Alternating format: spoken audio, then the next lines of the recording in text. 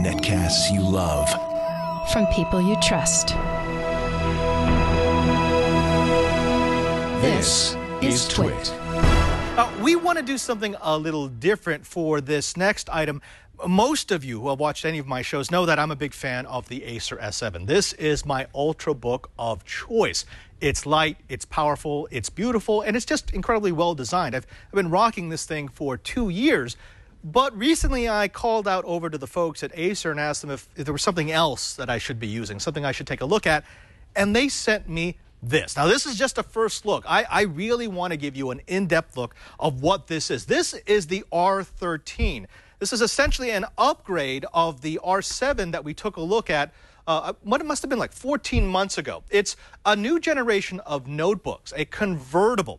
If you were at CES this year, going back out to the wide, you know that this is what happened to tablets. Tablets all but disappeared from CES, and that was because manufacturers are going back to convertible/hybrid notebooks. That's exactly what this is. It's an Easel Design. So this screen doesn't completely detach from the notebook, but what it does do is it allows you to hinge it so that I could put this in a couple of different configurations. I could use it like this if I want to sort of have an easel or even make it float above the keyboard. I could flip it around and it will auto-rotate so that I could use it as a presentation space, or I could just fold it back on itself to use it as a tablet. Now, the nice thing about designs like this is that it's no longer a compromise.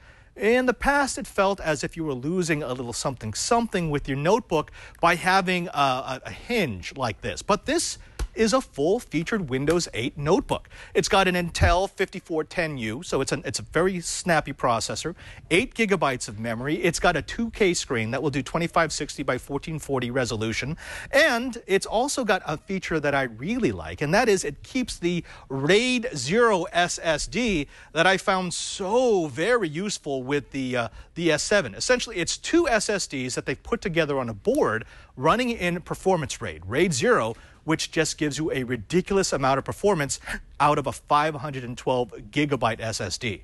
One of the other things that they changed between this and the R7 is this keyboard is solid. I think that was my biggest complaint about the old one, which was it felt a little mushy. If you didn't hit a key directly, it wasn't going to really go over. But this one is sharp, it's responsive, and combined with the multi-touch touchscreen, I think this might actually replace my S7.